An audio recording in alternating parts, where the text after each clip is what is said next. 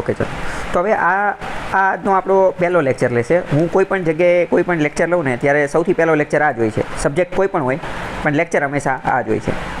તો સૌથી પહેલાં આજે આપણે શીખીશું કીવર્ડ ટેકનિક. હવે આ કીવર્ડ ટેકનિક જે છે ને એ તમને હંમેશા કામ લાગશે. અત્યારની આજે કીવર્ડ ટેકનિક આપણે અત્યારે જે સમજી રહીએ છીએ, અત્યારે તો આપણે તમે એન્વાયરમેન્ટ સમજશો, પણ એવું નથી. આ કીવર્ડ ટેકનિકને અત્યારે હવે તમારે માસ્ટર કરવાની છે. પહેલો લેક્ચર હંમેશા હું કીવર્ડ ટેકનિકથી ચાલુ કરું છું, બરાબર? તો આ કીવર્ડ ટેકનિક ખાલી એન્વાયરમેન્ટમાં જ લાગશે એવું નહીં. આ દરેક સબ્જેક્ટની અંદર, દરેક જગ્યાએ, તમારા જીવનની અંદર, ઓફિસની અંદર, નોકરીએ લાગ્યા પછી, પહેલાં બધી જ જગ્યાએ, દરેક જગ્યાએ આ કીવર્ડ ટેકનિક જે છે ને એ કામ કરશે. તો એ કીવર્ડ ટેકનિક શું છે, કઈ રીતે ઉપયોગ કરવાનું, એ બધી વસ્તુ જે છે એ આપણે જોઈએ. પહેલાં આપણે જોઈએ કે જે તે સમયે અથવા તો અત્યારની વાત કરીએ કે ચોથા પાંચમા ધોરણની અંદર અથવા છઠ્ઠા ધોરણની અંદર પુસ્તક આવતી હોય, ભૂગોળ, પછી ઇતિહાસ, પછી પોલિટિકલ સાયન્સ, રાજનીતિ શાસ્ત્ર, એના વિશે પણ ભણવાનું આવતું હોય. જેમ કે સરકારના અંગો, ધારાસભા, કારોબારી, ન્યાયતંત્ર, રાષ્ટ્રપતિ કોણ છે, વડાપ્રધાન કોણ છે, કેન્દ્ર સરકાર, રાજ્ય સરકાર, આ બધા વિશે છઠ્ઠા સાતમા આઠમા ધોરણમાં ભણવાનું આવતું હોય. આ વાત તમને ખબર છે કે નહીં? બરાબર? તો આ બધું એમાં ભણવાનું આવતું હોય. તો પહેલો પ્રશ્ન કે સરકાર વિશે આપણને જેટલી ખબર છે, અથવા તો આપણે આ બધી વસ્તુથી, જેમ કે આપણે સમજીએ કે સરકારના 3 અંગો હોય, ધારાસભા, કારોબારી અને ન્યાયતંત્ર. તો યસ, આ ધારાસભા, કારોબારી અને ન્યાયતંત્ર, આ 3 શબ્દને આપણે જેવી રીતે સમજીએ છીએ, શું એવી રીતે પાંચમા છઠ્ઠા સાતમા ધોરણવાળા જે વિદ્યાર્થી હશે એ એવી જ રીતે સમજતા હશે કે અલગ રીતે સમજતા હશે? અલગ રીતે સમજતા હશે, બરાબર? ઓબ્વિયસ છે. તો બીજો પ્રશ્ન, શું એ આપણી કરતાં સારી રીતે સમજતા હશે કે આપણી કરતાં થોડી ઓછી રીતે સમજતા હશે? થોડી ખરાબ રીતે, આપણી કરતાં ઓછી, કારણ કે એની જે ઇન્ટેલેક્ચ્યુઅલ કેપેબિલિટી જે છે એની અનુસાર સમજતા હશે. અથવા તો હું તો એવું માનું છું કે કદાચ સમજતા જ નહીં હોય. હું એવું માનું છું કે કદાચ સમજતા જ નહીં હોય. હું આવું કઈ રીતે માનું છું? કારણ કે આપણે ખુદ જે તે સમયે પાંચમા છઠ્ઠા સાતમામાં ભણતા જ હતા. તો હું તમને મારા જ ઉદાહરણ દ્વારા કહું કે આપણે જ્યારે અહીંયા ભણતા હતા તો હું શું કરતો હતો? તો કે આપણે કંઈ નહીં, રટ્ટો મારવાનો, રટ્ટાફિકેશન, બરાબર? કે જે આવ્યું, બરાબર, પ્રશ્ન ગોખીને તૈયાર કરી જતું રહેવાનું. ત્યારે મને એ નથી ખબર પડતી કે ધારાસભા એટલે શું, કે સરકાર એટલે શું, સરકારના 3 અંગો હોય. આપણે બધું વાંચી લેતા હતા. આપણે એક રીતે પોપટ બની જતા હતા કે બધું વાંચીને આગળ જતા રહ્યા. પણ એનું એ શું કહેવા માંગે છે ને એ આપણને ખબર નથી પડતી, બરાબર? અને અત્યારે પણ આપણે જોઈએ ને, અત્યારે પણ ઘણા બધા વિદ્યાર્થીઓ આ જે સરકારીની તૈયારી કરતા હોય, તો આની અંદર પણ સેમ એ જ વસ્તુ રિપીટ કરે છે કે ખાલી વાંચવા જ કરતા હોય પણ કંઈ ખબર પડતી હોય નહીં.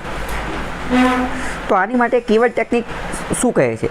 કીવર્ડ ટેકનિક પહેલાં તો એવું કહે છે કે કીવર્ડ ટેકનિક જે છે ને એ 2 વસ્તુથી બનેલી છે. એક તો વર્ડ એટલે કે શબ્દથી, અને એક તો કી. તો કીવર્ડ ટેકનિક એવું કહે છે કે પહેલાં તમે કોઈ પણ વસ્તુ વાંચો ને તો પહેલાં એ તમારે શબ્દ પકડવાનો છે, એ શબ્દ તમારે સમજવાનો છે. કોઈ પણ પુસ્તક, પેરેગ્રાફ, પાનું, કંઈ પણ તમે વાંચતા હોય તો સૌથી પહેલાં તમારે જે છે એનો કીવર્ડ જે છે, એ મહત્ત્વનો શબ્દ જે છે એ સમજવાનો છે. ફોર એક્ઝામ્પલ આપણે સમજીએ કે ધારાસભા, કારોબારી અને ન્યાયતંત્ર. તો ન્યાયતંત્ર શબ્દ ઉપરથી આપણને ખબર પડે. શું ખબર પડે? કે આ ન્યાયતંત્ર જે છે એ શું હશે? તો કે ન્યાય આપવાનું કંઈક કામ કરતું હશે. ન્યાય, જસ્ટિસ, ન્યાય હારે કંઈક લેવા દેવા હશે, બરાબર? ઓબ્વિયસ છે કે નહીં? તો કે હા, બરાબર છે. પણ શું પાંચમા છઠ્ઠા ધોરણમાં ભણતો વ્યક્તિ આને એ રીતે વિચારી શકશે ખરા કે ન્યાય? નહીં વિચારી શકે. કેમ? કારણ કે એ તો એવું, આ ન્યાયતંત્ર શબ્દ ન્યાય સાથે સંબંધિત છે એ આપણને ખબર ક્યારે પડી? જ્યારે આપણે ન્યાયતંત્ર શબ્દ વાંચ્યો ત્યારે આપણે થોડોક પોઝ લીધો, થોડોક વિરામ લીધો, એની ઉપર થોડોક વિચાર વિમર્શ કર્યું, ત્યારે ખબર પડી ને? તો કે હા, ઓબ્વિયસ છે, ત્યારે જ ખબર પડી. તો હવે મોસ્ટ ઇમ્પોર્ટન્ટ, કીવર્ડ ટેકનિકને જો તમે માસ્ટરી કરી લેશો ને તો તમારા જીવનની અંદર 50, 60, 70, 80% જેટલું કામ જે છે એ પૂરું થઈ જશે. સિલેબસનું તમામ વસ્તુ જે છે એ પૂરું થઈ જશે. તો કીવર્ડ ટેકનિક શું કહે છે કે પહેલાં કોઈ પણ શબ્દ જે છે ને એને સમજવાની કોશિશ કરવાની. પહેલી વસ્તુ, જો તમે કોઈ પણ શબ્દ સમજી લેશો ને તો તરત જ એ વસ્તુ તમને ત્યાં જ ખબર પડી જશે. ઘણા બધા લોકો કહેતા હોય કે હું વાંચું તો છું અથવા તો હું ઓલું તો કરું છું, પેલું તો કરું છું, પણ મને કંઈ ખબર નથી પડતી, મને કંઈ સમજાતું નથી. તો એક વાત તમે સમજો, આપણે શું એવું કહી શકીએ ખરી કે જ્યારે કોઈ વ્યક્તિ એવું કહે છે કે મને આ વિષય આવડતો નથી, મને આ વિષય આવડતો નથી, અથવા મને આ વિષય સમજાતો નથી, તો હકીકતમાં એ એવું નથી કહેવા માંગતો કે એને વિષય નથી આવડતો, પણ હકીકતમાં એ એવું કહેવા માંગે છે કે એ વિષયના જે શબ્દો જે છે ને એ એને નથી સમજાતા. ઓબ્વિયસ વાત તો એ છે ને કે એ વિષય શા માટે એને નથી સમજાતો, તો કે એની અંદરના શબ્દો એને નથી સમજાતા. એટલે તો મેઇન વસ્તુ આપણે શું કરવી પડે કે એની અંદરના જે શબ્દો જે છે, વર્ડ્સ જે છે, એને આપણે સમજવા પડે. તો હવે આ કીવર્ડ ટેકનિક શું કહે છે એ આપણે સમજીએ. તો પહેલાં આપણે શું કરવાનું કે આપણે વાંચતી વખતે કોઈ પણ પુસ્તક કે કંઈ પણ વાંચતા હોય ને તો પહેલાં એને ફટાફટ વાંચી નાખવાનું, એક જ વારમાં જે છે એ વાંચી લેવાનું ફટાફટ. એટલે કેવું તો કે સ્ટોરી જેવી રીતે વાંચતા હોય ને એવી રીતે ફટાફટ આખો ફકરો વાંચી લેવાનો, બહુ જાજી સમજવાની કોશિશ નહીં કરવાની.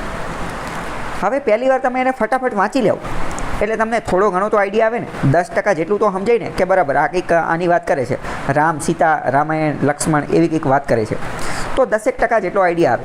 પછી તમારે શું કરવાનું, પછી તમારે એના એક એક કીવર્ડ, એક એક શબ્દ જે છે, એક એક શબ્દ એને તમારે સમજવાની કોશિશ કરવાની. ફોર એક્ઝામ્પલ ચલો આપણે વાત કરીએ, 5મા 6ઠા ધોરણની અંદર આવે, ભૂગોળની અંદર એક ટૉપિક આવે છે 6ઠા ધોરણની અંદર, અક્ષાંશ અને રેખાંશ સમજાવવામાં આવે છે, બરાબર. હવે સમજીએ કે અક્ષાંશ અને રેખાંશ આ તો અત્યંત મહત્ત્વનો ટૉપિક છે.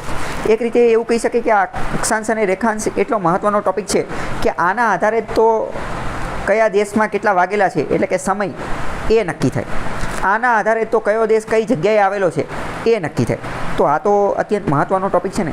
એક રીતે એવું કહી શકીએ કે અક્ષાંશ રેખાંશ એટલો મહત્ત્વનો ટૉપિક છે કે અત્યારના આજે ગૂગલ મેપ અથવા કોઈ પણ પ્રકારના નકશા જે છે ને એ આના આધારે જ બનેલા છે, એ આના બેઝ ઉપર જ બનેલા છે. તો આ આપણને ખબર છે અત્યારે, કારણ કે આપણે સમજાય. એટલે અક્ષાંશ એટલે શું, તો કે પૃથ્વી ઉપર જે કાલ્પનિક આડી રેખા દોરેલી છે એ, અને રેખાંશ એટલે ઊભી રેખા જે દોરેલી છે જે કાલ્પનિક પ્રકારની. તો આપણને આ ખબર છે આટલું, પણ શું 6ઠા ધોરણના વિદ્યાર્થીને આ વસ્તુ ખબર પડતી હશે? શું એ અક્ષાંશ એટલે અક્ષાંશ સમજી શકતો હશે? તો કે ના, એટલું ઊંડાણપૂર્વક સમજણ જે છે એ એની હશે નહીં. કારણ કે હા, તો કીવર્ડ ટેકનિક એવું કહે છે કે દરેક જે છે ને આપણે શબ્દ સમજવાના છે, કોઈ પણ હોય ને એ દરેકે દરેક શબ્દ સમજવાના, કે અક્ષાંશ એટલે શું, રેખાંશ એટલે શું, આ તમામ વસ્તુ. હવે કીવર્ડ સમજવો એટલે કે વર્ડ એટલે કે શબ્દ સમજવો. તો શબ્દ સમજવીને પછી શું કરવાનું, તો કે શબ્દ તો સમજી લેવાનો, પછી એનો અર્થ સમજવાનો, એનો મિનિંગ શું થાય, એનો મતલબ જે છે ને એ સમજવાની કોશિશ કરવાની આપણે. ફોર એક્ઝામ્પલ આપણે વાત કરીએ કે સામાજિક અસરો અથવા સામાજિક બાબતો. તો હવે આ રીતે 5મા 6ઠા ધોરણની અંદર આ શબ્દ આવતો હોય છે કે સામાજિક બાબતો અથવા સામાજિક અસરો. ચલો હવે હું તમને પૂછું કે સામાજિક બાબતો અથવા સામાજિક અસરો આની અંદર શું આવે? તમે આનો જવાબ આપી શકશો? સામાજિક બાબતો અથવા સામાજિક અસરો આવું તમને કહે તો તમે શું સમજો? આની અંદર કઈ બાબતો આવે? ચલો, તો સામાજિક પહેલાં આપણે શું કરવાનું કે કોઈ પણ શબ્દ જે છે ને એ શબ્દ સમજવાની કોશિશ કરવાની અને એ શબ્દનો અર્થ સમજવાની કોશિશ કરવાની. તો માની લો કે સામાજિક છે, સામાજિક, તો આમાં શું શબ્દ છે? તો કે આમાં શબ્દ છે સમાજ. તો કે સમાજ એટલે શું? તો કે સમાજ આપણે એવું કહી શકીએ, સમાજ એટલે શું કે આપણી આજુબાજુ જે લોકો રહીએ. સમાજ એટલે સોસાયટી. સમાજ એટલે શું? તો કે સોસાયટી. સમાજનું ઇંગ્લિશ સોસાયટી થાય, તો કે આ થાય.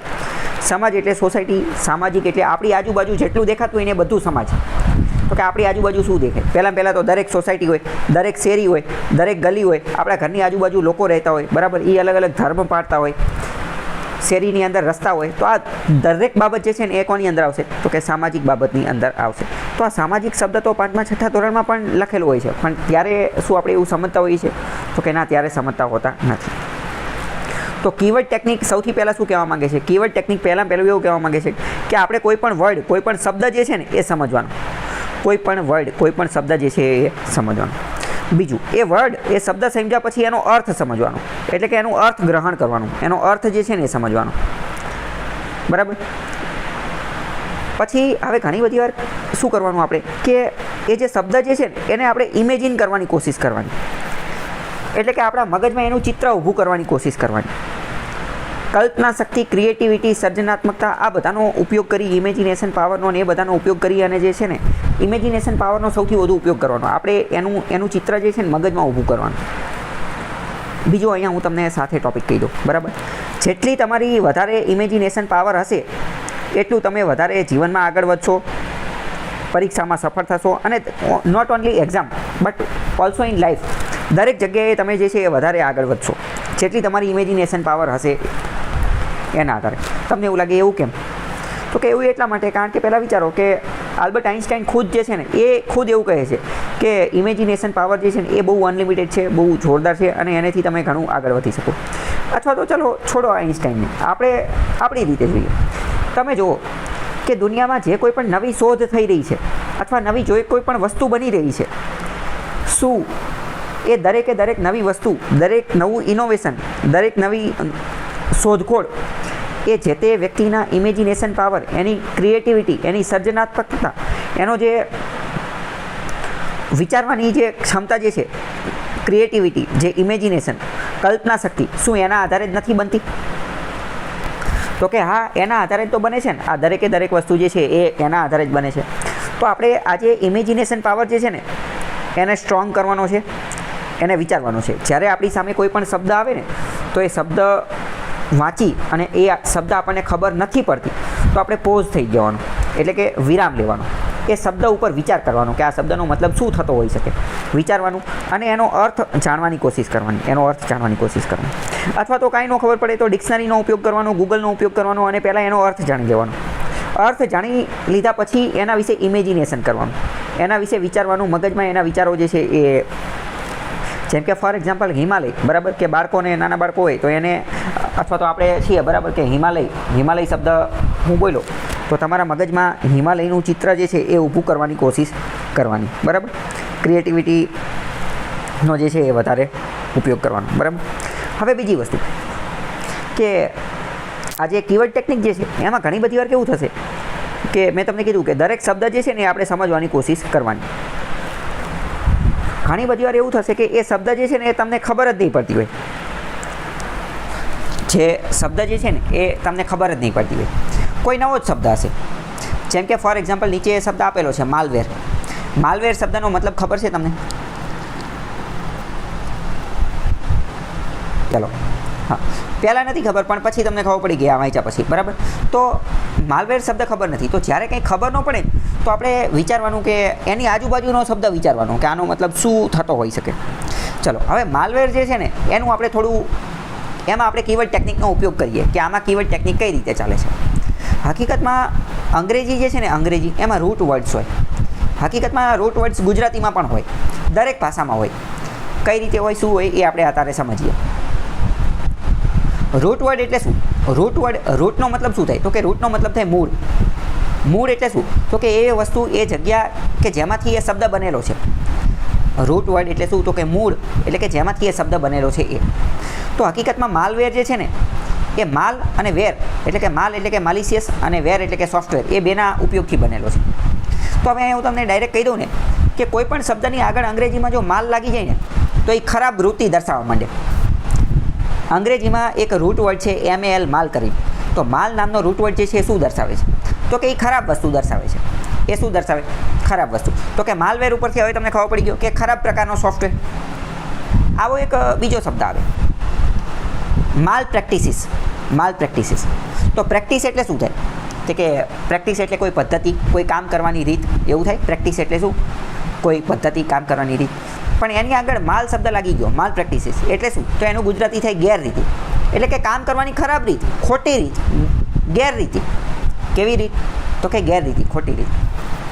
આપણે બધું કઈ રીતે ખબર પડી? તો કે માલ શબ્દના આધારે ખબર પડી ગઈ કે આનો મતલબ તો નેગેટિવ જ હશે. આનો મતલબ કેવો છે? તો કે નેગેટિવ જ હશે. આવો એક શબ્દ આવે માલ ન્યુટ્રિશન. તો કે ન્યુટ્રિશનનો મતલબ ખબર છે? તો કે ન્યુટ્રિશનનો મતલબ થાય પોષણ. ન્યુટ્રિશનનો મતલબ શું થાય? તો કે પોષણ. હવે તમે વિચારીને કહો કે માલ ન્યુટ્રિશનનો મતલબ શું થતો હશે? વિચારો તો. યસ, ખરાબ પોષણ અથવા તો કુપોષણ. ખરાબ પોષણ, કે પોષણ નથી, પોષણ છે નહીં, પોષણનો વિરોધી, કુપોષણ, બરાબર. તો હવે તમે કોઈ પણ જગ્યાએ અંગ્રેજીમાં માની લો કે માલ શબ્દ લખેલો જો તો તમને ખ્યાલ આવી જાય.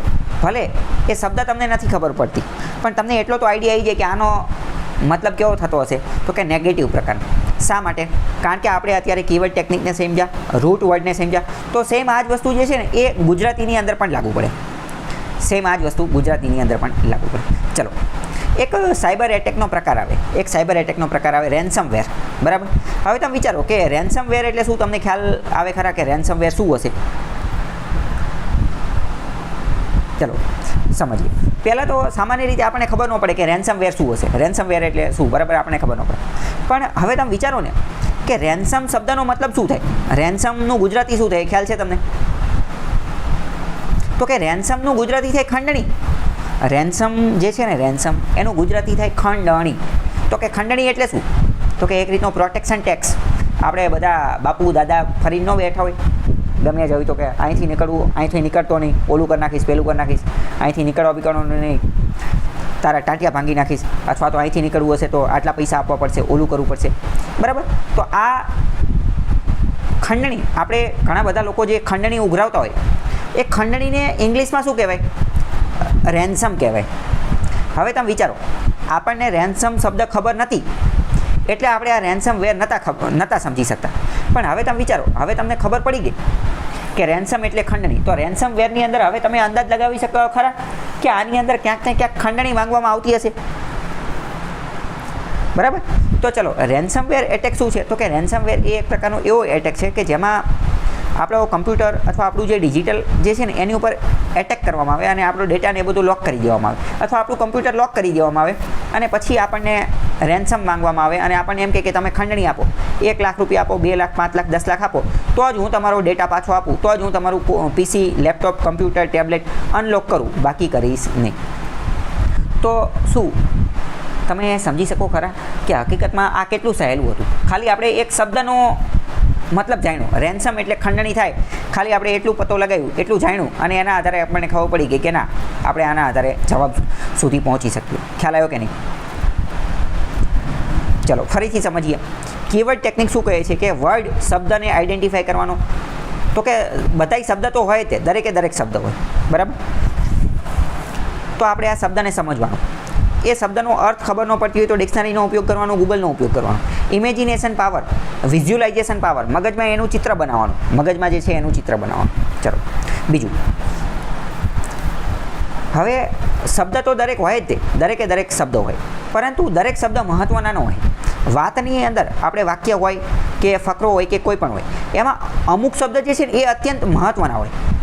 અમુક શબ્દ જે છે એ અત્યંત મહત્ત્વના હોય. ફોર એક્ઝામ્પલ હું કહું કે મારું નામ હાર્દિક છે, મારું નામ હાર્દિક છે, બરાબર. તો આ એક આખું વાક્ય થયું. તો આ વાક્યની અંદર અત્યંત મહત્ત્વનો શબ્દ કયો? તો કે હાર્દિક, જે મારું નામ જે છે, બરાબર. તો કે મારું અને નામ છે એ તો કોઈ એટલા મહત્ત્વના છે નહીં. તો અમુક શબ્દ જે છે ને એ અત્યંત મહત્ત્વના હોય.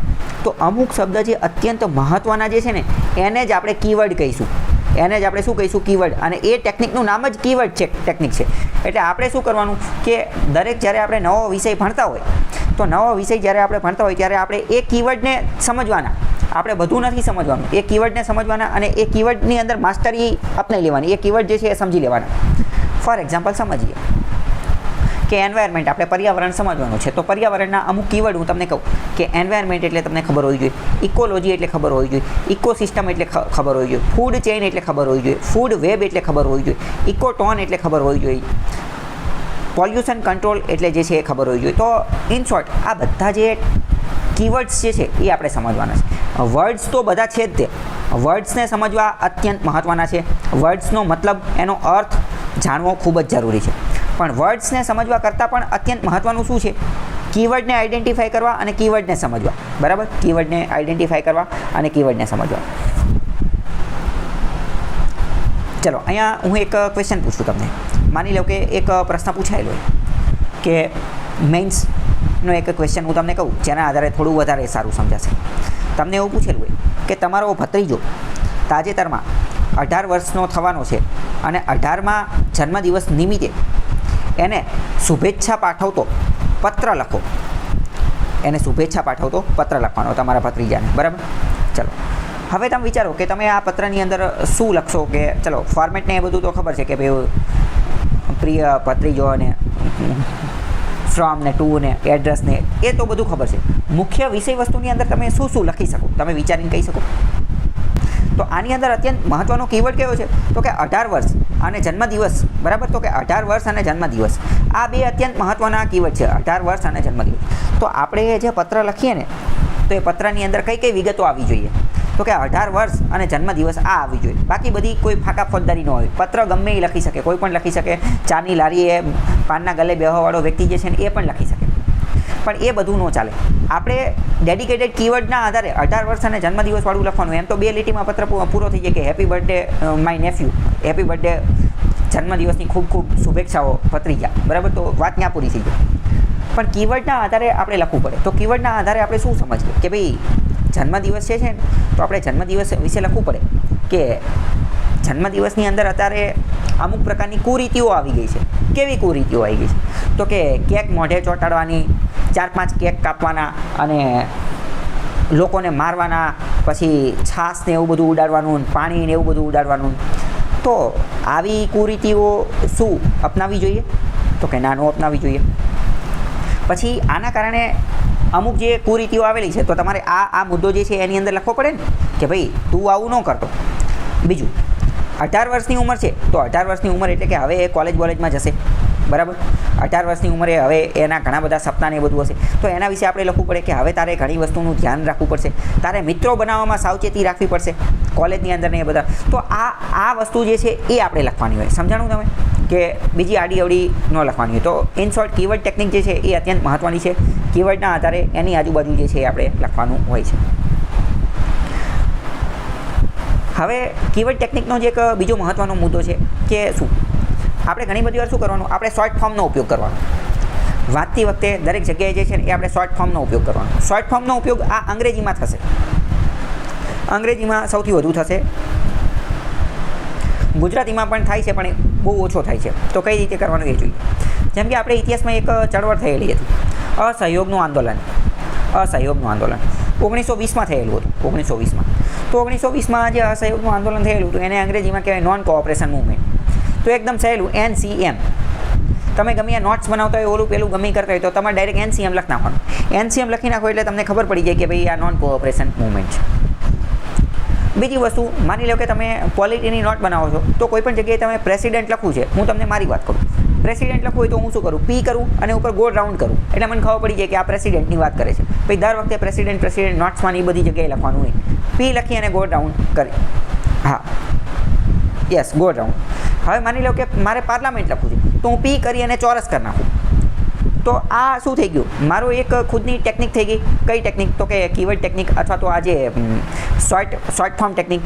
હવે મારે શું બહુ વધારે શબ્દો નહીં લખવા પડે અને હું નોટ્સ બહુ સારી બનાવી શકીશ અને ફટાફટ બની જશે, બરાબર. તો બીજી એક જોઈએ કે ગાંધીજીએ એક બીજું પણ આંદોલન કરેલું હતું કે દાંડી યાત્રા. એને શું કહેવાય? તો કે એને કહેવામાં આવે છે સવિનય કાનૂન ભંગની ચળવળ. સવિનય કાનૂન ભંગની ચળવળ. ચલો, અહીંયા હું તમને બીજો પ્રશ્ન પૂછું. આ સવિનય કાનૂન ભંગ જે છે એમાં મુખ્ય શું કરવામાં આવ્યું હતું? મુખ્યત્વે શું કરવામાં આવ્યું હતું એ ખબર છે? આ જે આખી ઘટના હતી ને, સવિનય કાનૂન ભંગની ઘટના, એમાં એક અત્યંત મહત્ત્વની ઘટના, એક અત્યંત મહત્ત્વની કામગીરી, એક અત્યંત મહત્ત્વનું કાર્ય ગાંધીજી દ્વારા કરવામાં આવેલું હતું. એ શું હતું એ તમે કહી શકશો? ચલો, હું તમને જવાબ કહી દઉં. હવે જે જવાબ જે છે ને એ એની અંદર જ છુપાયેલો છે. જવાબ જે છે ને એ એની અંદર જ છુપાયેલો છે. મેં શું કીધું કે આપણે કીવર્ડ ટેકનિકને માસ્ટર કરવાની છે. કીવર્ડ ટેકનિકની અંદર સમજવાની કોશિશ કરવાની છે. શું આંદોલનનું નામ મેં શું કીધું? તો કે સવિનય કાનૂન ભંગ. સવિનય કાનૂન ભંગ. તો આની અંદર અત્યંત મહત્ત્વનું કામ શું કરવામાં આવેલું હતું? તો કે કાનૂનનો ભંગ કરવામાં આવેલો હતો. કાનૂનનો ભંગ, કાનૂન તોડવામાં આવ્યું હતું. ગાંધીજીએ અત્યંત મહત્ત્વનું જે અત્યંત મહત્ત્વનું કાર્ય કર્યું હતું એ કયું કર્યું હતું? તો કે કાનૂન તોડવાનું. જે એક જ વાક્યમાં કહેવાનું થાય તો એ શું? તો કે કાનૂન ભંગ, કાનૂન તોડવાનું. કયો કાનૂન તોડ્યો હતો ખ્યાલ છે? તો ગાંધીજીએ જે કાનૂન તોડ્યો હતો એ કયો તોડ્યો હતો? તો કે એ તો મીઠાનો કાનૂન તોડ્યો હતો. મીઠું જે છે ને, મીઠું, સોલ્ટ સત્યાગ્રહ એટલે તો કઈ છે? મીઠાનો કાનૂન જે છે એ તોડ્યો હતો. હવે તમે વિચારો, તમે હિસ્ટ્રી ભણેલા જ છો, ઘણા ટાઈમથી ભણેલા છો, પુસ્તક વાંચેલી છે, ઘણું બધું વાંચેલું છે, પણ શું તમે આને આ પોઈન્ટ ઓફ વ્યૂથી જોયું હતું? આને આવી રીતે જોયું હતું? તો કે ના, નહોતું જોયું.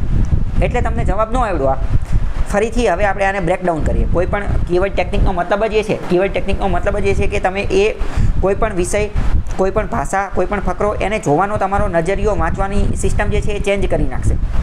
ફરીથી સમજીએ કે ગાંધીજીએ 1930માં એક ચળવળ ચલાવેલી હતી. શું નામ હતું એનું? તો કે સવિનય કાનૂન ભંગ. સવિનય કાનૂન ભંગ. તો આમાં ગાંધીજીએ એક અત્યંત મહત્વનું કામ કરેલું હતું. શું કામ કરેલું હતું?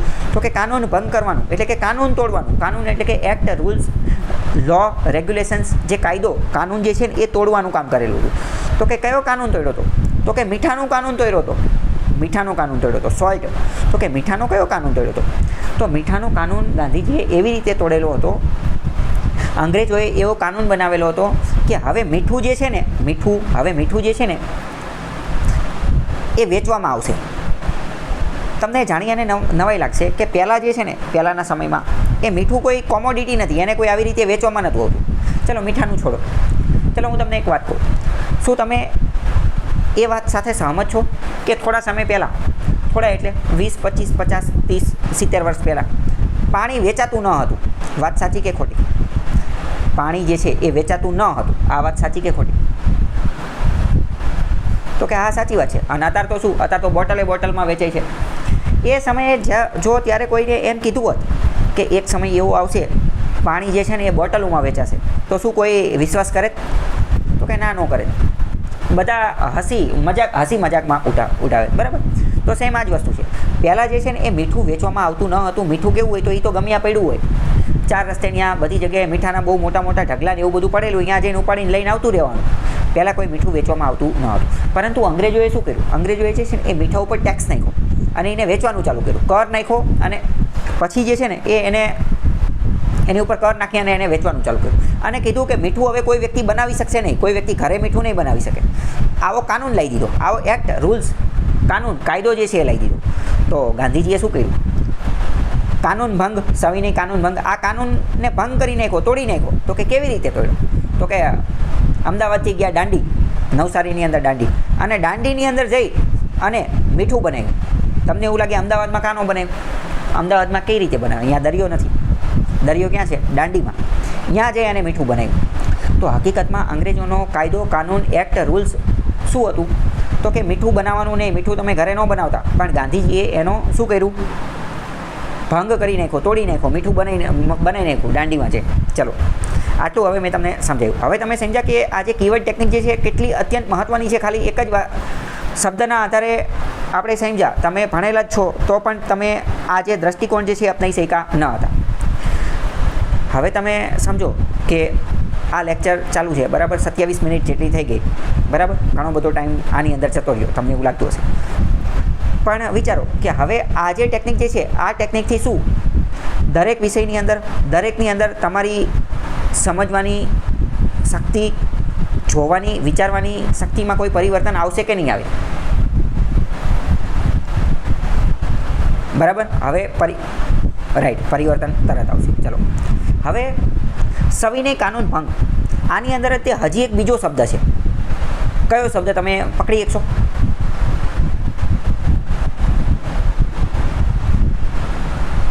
યસ, રાઈટ, બરાબર. કાનૂન અને ભંગ, આ બંને શબ્દ મેં તમને ચલાવી દીધા, બરાબર. અને કયો હજી એક શબ્દ બાકી જોઈએ, કયો? સવિનય. સવિનય એટલે શું? What is સવિનય? સવિનય એટલે કે વિનય સાથે. વિનય સાથે. એમ નહીં કે ધારિયાન તલવારને એ બધું લઈને આવી જાઓ, ઉડાડી દે, એવી રીતે નહીં. તો કે વિનયથી, નમ્રતાથી, વ્યવસ્થિત રીતે. સમજાણું? તો હવે તમે આ સમજી ગયા કે સવિનય કાનૂન ભંગ આખી ઘટના શું હતી. અને હવે તમે જ્યારે સવિનય કાનૂન ભંગ શબ્દ ગમે ત્યારે તમે વાંચશો તો તમારા મગજની અંદર એનું ચિત્ર એક ઊભું થશે. ઇમેજિનેશન પાવર, વિઝ્યુલાઇઝેશન થશે કે ભાઈ સવિનય એટલે શું, કાનૂન ભંગ એટલે શું, એ હવે તમારા મગજની અંદર ક્લિયર થશે. હવે તમે ગમે ત્યારે આ શબ્દ વાંચશો તો હવે તમે ક્યારેય ભૂલશો નહીં અને ખ્યાલ આવશે. સમજાણું કે નહીં? ચાલો, સેમ આ જ વસ્તુને આપણે બીજી અંતર્ગત જોઈએ. 1920માં ગાંધીજીએ એક ચળવળ ચલાવેલી હતી, અસહયોગ ચળવળ. તો હવે તમે વિચારીને કહો કે આમાં ગાંધીજીએ એક અત્યંત મહત્ત્વનું કામ કરેલું હશે. એ શું કામ કરેલું હશે? વિચારીને કહો તો. બરાબર? ટૂંકમાં આપણે શું કરવાનું? તો કે આપણે કીવર્ડ ઉપર જ ફોકસ કરવાનું. અસહયોગ શબ્દ શું કહે છે? તો કે અસહયોગ. કયું આંદોલન હતું? તો કે અસહયોગ. અસહયોગનો મતલબ શું? તો કે સહયોગ નહીં કરવાનો. સહયોગ કરવાનો જ નહીં. તો કે કોનો સહયોગ નહીં કરવાનો? તો કે અંગ્રેજો સાથે સહયોગ કરવાનો નહીં, અંગ્રેજોની વિરુદ્ધમાં હાલવાનો, અંગ્રેજોનો અસહયોગ કરવાનો. અંગ્રેજોનો અસહયોગ કઈ રીતે કરવાનો? તો કે અંગ્રેજી કપડાં નહીં ખરીદવાના, વિદેશી કપડાં નહીં ખરીદવાના, વિદેશી દારૂ નહીં ખરીદવાનો. તો કે શું ખરીદવાનું? તો કે દેશી કપડાં ખરીદવાના. આપણા જે અહીંયા ખાદીથી, હેન્ડીક્રાફ્ટથી, રેટિયાથી, ચરખાથી, એનાથી જે બનેલા હોય એ બધા ખરીદવાના. બરાબર? તો શું સમજાણું તમને કે આ શબ્દ જો આપણે સમજી લઈએ ને તો જ આપણને ખબર પડી જાય. શબ્દ આપણા મગજની અંદર જો એકવાર ઉતરી જાય ને તો તરત જ આપણને એના વિશે જે છે એ ખ્યાલ આવી જાય કે આ આખી ઘટના શું કહેવા માંગે છે.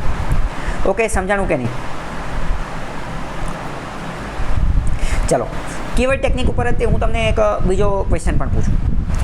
બહુ પહેલાંની વાત છે, આજથી 5-6 વર્ષ પહેલાં, 7-8 વર્ષ થઈ ગયા હોય તો પણ જીપીએસસીની એક પરીક્ષાની અંદર એક ક્વેશ્ચન પૂછાયેલો હતો કે એ ક્વેશ્ચન તો એક્ઝેક્ટ મને અત્યારે યાદ નથી, પણ એ કંઈક આવો હતો કે ઇન્ટરનેશનલ સ્પેસ સ્ટેશન, નાસાનું ઇન્ટરનેશનલ સ્પેસ સ્ટેશન જે છે ને, તમે એના ડિરેક્ટર છો અને એની અંદર કલ્પના ચાવલાને મોકલવામાં આવેલી છે અને એક કાર્ગો સ્પેસ ક્રાફ્ટ છે. ટૂંકમાં ઇન શોર્ટ એ જે કોઈ પણ ક્વેશ્ચન હતો ને એ ક્વેશ્ચનની અંદર આવું પૂછેલું હતું કે ઇન્ટરનેશનલ સ્પેસ સ્ટેશન, નાસાનું ઇન્ટરનેશનલ સ્પેસ સ્ટેશન કે જેમાં કલ્પના ચાવલાને મોકલવામાં આવેલી હતી, તમે એના ડિરેક્ટર છો અને એ કલ્પના ચાવલા જે છે ને એને આ કાર્ગો સ્પેસ ક્રાફ્ટની અંદર મોકલવામાં આવેલી હતી. તો આ અંગેનો એક અહેવાલ જે છે ને એ તૈયાર કરો. આ અંગેનો શું કરો? અહેવાલ તૈયાર કરો. સમજાણું? આ અંગેનો એક અહેવાલ તૈયાર કરો. હવે મારા જે મિત્રો હતા ને ઘણા બધા, તો એ બધા શું લખીને આવ્યા? તો કે એ બધા નાસા વિશે લખીને આવ્યા કે નાસાનું ઓલું મિશન છે, ફલાણું મિશન છે. નાસાએ અત્યાર સુધીમાં ઘણા બધા લોકોને અવકાશમાં મોકલેલા છે. નાસાએ ચંદ્ર ઉપર પણ મોકલેલા છે, જે નીલ આર્મસ્ટ્રોંગ જે છે એને મોકલેલો છે. પછી કલ્પના ચાવલા વિશે લખ્યું કે કલ્પના ચાવલા ભારતની પ્રથમ મહિલા હતી જે ગઈ હતી, એવું બધું. બરાબર? આવું બધું લખ્યું. પણ હવે તમે વિચારો, આમાં એનું કંઈ લખવાનું જ નહોતું. આમાં શું લખવાનું હતું કે ભાઈ ઇન્ટરનેશનલ સ્પેસ સ્ટેશન જે નાસા દ્વારા ચલાવવામાં આવે છે અને કલ્પના ચાવલાને જે કાર્ગો સ્પેસ ક્રાફ્ટમાં મોકલવામાં આવેલી છે ને, તો કે આ જે સ્પેસ ક્રાફ્ટ જે છે ને એના વિશે લખવાનું હતું. શેના વિશે? Space craft. તો કે સ્પેસ ક્રાફ્ટ એટલે શું? સ્પેસ ક્રાફ્ટ એટલે શું? તો કે આ જે હવાઈ જહાજ, જે વિમાન જે છે, વિમાનમાં બેસીને આપણે જે યાત્રા કરીએ તો અવકાશ યાત્રીઓ માટેનું જે આ સ્પેસ ક્રાફ્ટ હતું. કાર્ગો એટલે શું? તો કે માલની જે અવર જવર લાવવા મૂકવાનું જે કામ કરતું હોય. બરાબર? તો એના વિશે લખવાનું હતું. તો સમજાણું કે કીવર્ડ ટેકનિક કેટલી મહત્ત્વની છે. ઘણી બધી વાર ઇન શોર્ટ હું તમને કહું ને, આપણા મગજની અંદર એવું ફિટ કરી દેવામાં આવેલું છે કે આપણે વાંચીને ઉપરથી જતા રહીએ, આપણને ખબર જ નથી પડતી. આપણને અત્યાર સુધી એ જ નથી ખબર કે વાંચવાનું કઈ રીતે. આપણને અત્યાર સુધી એ જ ખબર નથી કે વાંચવાનું કઈ રીતે. આપણે ઉપરથી ફટાફટ વાંચીને જતા રહીએ પછી કેવી કે કાંઈ ખબર નથી પડતી, ઓલું પેલું. પણ હકીકતમાં એ વાંચવાની ખોટી પદ્ધતિ છે. શું પદ્ધતિ છે? તો કે કીવર્ડ ટેકનિક જે છે એને માસ્ટરી કરવાની છે. ખ્યાલ આવ્યો કે ન આવ્યો? તો હવે તમે કીવર્ડ ટેકનિક સમજ્યા કે ન સમજ્યા? ચલો, હવે ફરીથી હું આખી કીવર્ડ ટેકનિક જે છે ને એ હું તમને કહી દઉં કે કીવર્ડ ટેકનિકને એક રીતે જોઈએ તો 3 સૂત્ર છે. શું? તો કે કોઈ પણ વસ્તુ જે છે ને એમાં આપણે દરેક શબ્દ, દરેક વર્ડ જે છે એ સમજવાની કોશિશ કરવાની. એ વર્ડ, એ શબ્દ જે છે એનો મતલબ, એનો અર્થ જે છે એ સમજવાની કોશિશ કરવાની. એનો અર્થ ખબર ન પડે તો શું કરવાનું? તો વિચારવાની કોશિશ કરવાની. અને જો તોય ન ખબર પડે તો ગૂગલના માધ્યમથી અથવા ડિક્શનરીના માધ્યમથી એ અર્થ સમજવાની કોશિશ કરવાની. હવે આવા બધા જ શબ્દ જે છે આપણે સમજી લેવાના, પણ આ દરેક શબ્દની અંદર અમુક શબ્દ અત્યંત મહત્ત્વનો હોય જેને આપણે કીવર્ડ કહીએ છીએ. જેને આપણે શું કહીએ છીએ? કીવર્ડ કહીએ છીએ. તો આવા કીવર્ડ જે છે એને સૌથી પહેલાં શું કરવાનું? એને સમજવાનું, અન્ડરસ્ટેન્ડ કરવાનું. એને શું કરવાનું? સમજવાનું, અન્ડરસ્ટેન્ડ કરવાનું. એનો અર્થ સમજવાની કોશિશ કરવાની. બીજા નંબરનું સ્ટેપ શું છે કે ઇમેજિન કરવાનું, વિઝ્યુલાઇઝેશન કરવાનું, મગજમાં એનું ચિત્ર બનાવવાનું. જેમ કે મેં તમને કીધું કે સવિનય કાનૂન ભંગ, તો મગજમાં આપણું ચિત્ર બન્યું. પહેલાં નહોતું બનતું. કેમ? કારણ કે એ ખબર જ નથી કે આ શું કહેવા માગે છે. બરાબર? તો ઇમેજિન કરવાનું અને પછી એની આજુબાજુની વસ્તુ જે છે એ વિચારવાની. ફોર એક્ઝામ્પલ, ચલો અત્યારે હું તમને કહું કે પોલીસ સ્ટેશન. હું પોલીસ સ્ટેશન શબ્દ બોલું તો તમારા મગજની અંદર પોલીસ સ્ટેશનનું ચિત્ર દેખાય. પોલીસ સ્ટેશન જે છે એનું ચિત્ર દેખાય. કેમ? કારણ કે તમે એ શબ્દ સમજી ગયા છો, એ કીવર્ડ જે છે એ સમજી ગયા છો. પણ હવે માની લો કે પોલીસ સ્ટેશન એને હું બીજી એકાદી ભાષામાં બોલું, સ્પેનિશ ભાષામાં, બરાબર? તો તમને ખબર જ નહીં પડે. તો શું તમારા મગજમાં એ ચિત્ર ક્લિયર થશે? તો કે ના, નહીં થાય. શું તમને ખબર પડશે? તો કે ના, નહીં ખબર પડે. કેમ? કારણ કે તમને એ કીવર્ડ, એ વર્ડ, એ શબ્દ ખબર નથી એટલે. તો ઇન શોર્ટ, કોઈ પણ ટોપિક, કોઈ પણ સબ્જેક્ટ, દુનિયાની કોઈ પણ વસ્તુ, એમાં આપણે સૌથી વધારે મહત્ત્વની વસ્તુ શું? તો કે કીવર્ડ ટેકનિકનો આપણે ઉપયોગ કરવાનો છે. તો હવે પહેલો લેક્ચર જે છે એ પૂરો થાય છે. પણ હવે આ લેક્ચરમાંથી શું સમજવાનું એ હું તમને કહું. હવે હું ગમે ત્યારે અત્યાર સુધી હવે આપણા લેક્ચર જેટલા પણ ચાલે એ બધી જગ્યાએ હું ગમે ત્યારે જો એમ બોલું કે આ ટૉપિકની અંદર આ અત્યંત મહત્ત્વનો કીવર્ડ છે તો તમારા મગજના દરવાજા ખુલી જવા જોઈએ અને તમને ખબર પડી જવી જોઈએ કે આ શબ્દ તો મને ખબર પડી જ જવી જોઈએ. આ શબ્દનો અર્થ મતલબ મને ખબર પડવી જ જોઈએ. એ તો મારે વ્યવસ્થિત સરખો સમજવો જ પડશે અને આની ઉપર પ્રશ્ન પૂછવાની શક્યતા સૌથી વધુ છે અને એનું ઇમેજિનેશન, એનું વિઝ્યુલાઇઝેશન, એની ક્રિએટિવિટી, એની સર્જનાત્મકતા એ મારા દિલો દિમાગમાં મગજની અંદર જે છે એ ખુલી જવી જોઈએ. સમજાણું કે ન સમજાણું?